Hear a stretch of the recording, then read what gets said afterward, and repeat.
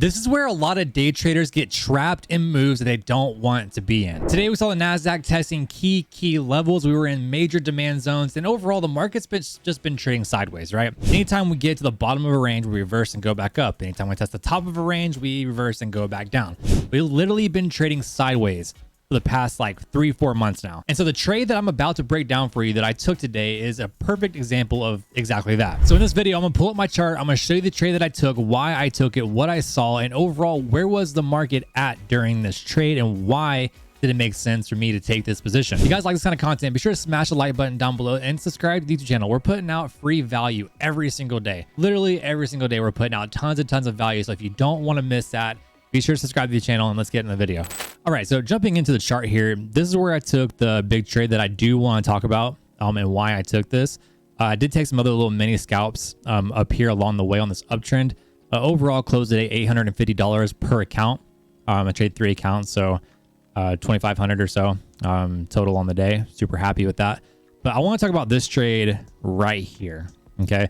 You can see that overall in the market, like at market open, we had these bearish candles, we were moving down, and we had this key level of support right here that we did eventually break. Now, where a lot of traders get trapped, okay?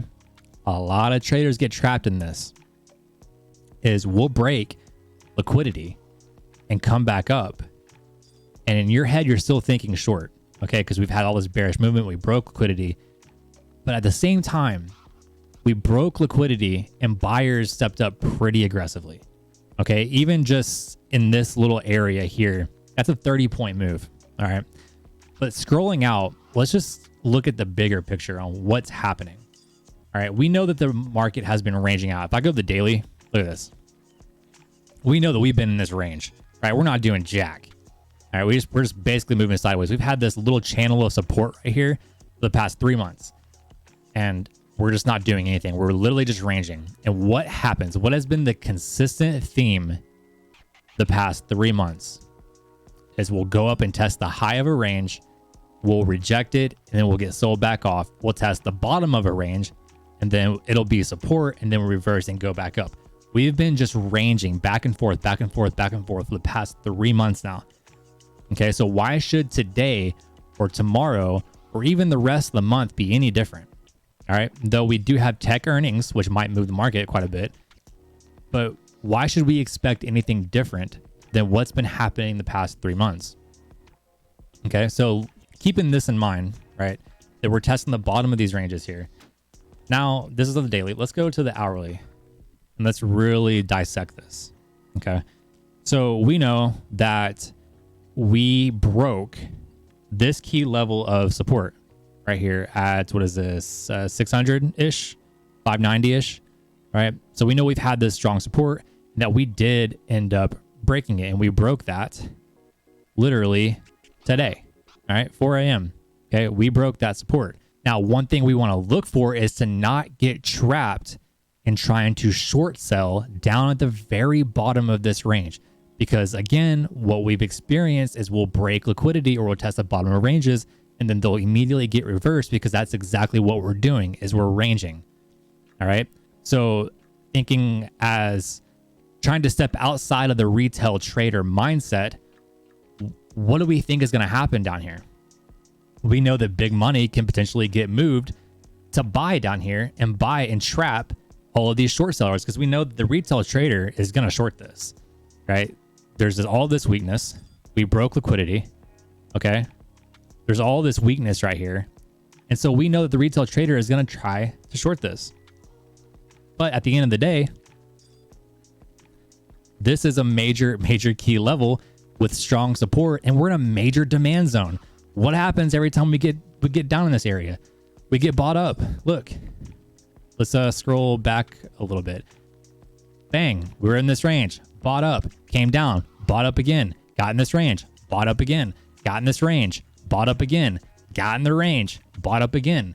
It's habits, right? It's consistent habit of the market to get bought up in these strong demand zones. And so that's something you got to pay attention to, right? You don't want to get so focused on like, you know, the short intraday timeframes. You need to have that bigger picture because those short timeframes will absolutely wreck you. if you don't know what the market has done at certain key levels. So knowing we're in these major demand zones, we can expect a buy up, right? We definitely can. And so now going into the 5-minute here, where I took this trade, understanding that this yellow line here that I have drawn was that really strong support that I had just pointed out.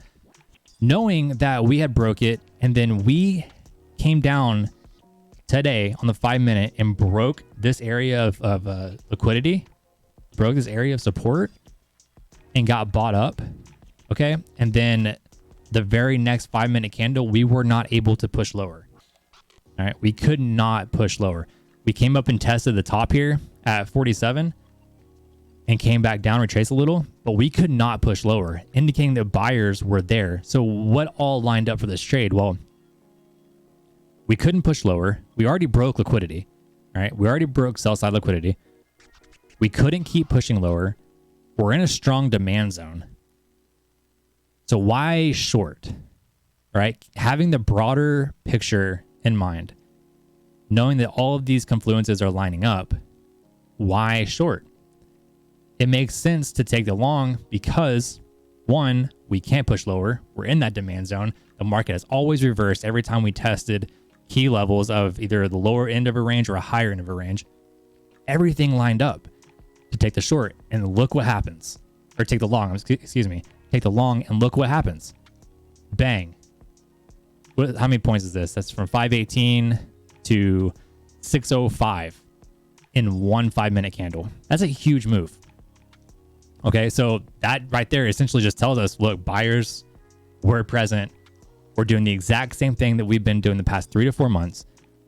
We're ranging sideways. This whole move means absolutely nothing, right? The retail trader is going to think, wow, we ripped all day today. We caught a big rip. Like we must be in recovery mode. No, that's retail trading thinking, right? This means absolutely nothing for one big reason. And that is because we are still in the middle of a giant range, broader picture. Again, let's go back to the 30-minute. Or sorry, excuse me. Let's go back to the daily. We're directly in the middle of one giant range. All right, this is a daily chart. Every single candle here represents a day. Look at this. One giant range. So this rip today means nothing at all. We still have to, we could probably still go up and test maybe the top here at 940, right? And see what happens there. That's going to be a very big resistance point. And we could come straight back down, right? Back to the lowest here at like 600 and then rip right back up, right? Or we could continue to rip up here to VWAP on the daily, maybe get back up in the 15s and then come back down. But at the end of the day, guys, we're just ranging. We're not in a bull market. We're not in a bear market. We're in a sideways consolidation phase. There's a lot happening. There's the war happening. There's inflation. There's all the Fed members speaking, which they're in a blackout period right now. But, you know, interest rates raising, whether they're going to raise or pause, chances are they're going to raise. Like, there's so much happening in the economy right now that the market doesn't know what it's doing, what it wants to do. We're waiting for direction, right?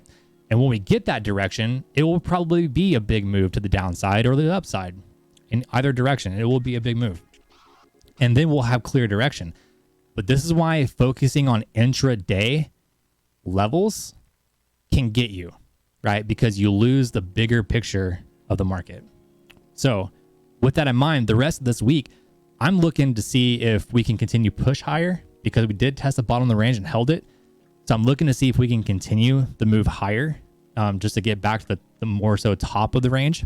But we just got to keep that in mind. Supply and demand is very simple concepts, right?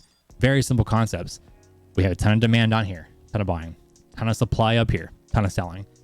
When you keep that in mind, it forces you to be a lot more patient on your trades versus looking at all these different candles and what each candle is doing. This forces you to be patient because you could just sit and wait, not take a single trade until we get into these supply areas and then just start shorting. Or you can wait until we get in these demand areas and start buying. That is the power of the bigger picture and understanding supply and demand and price action and what buyers and sellers are doing at key levels. So again, those retail traders that see the bearish movement, see the break of liquidity, are going to think short. But those institutions, those big buyers, that institutional traders are thinking these are great levels to buy, and they're going to throw big money and trap those short traders. And what happens when short traders get trapped? They close their positions. And what happens when short traders close their positions? It leads to more bullish movement, right?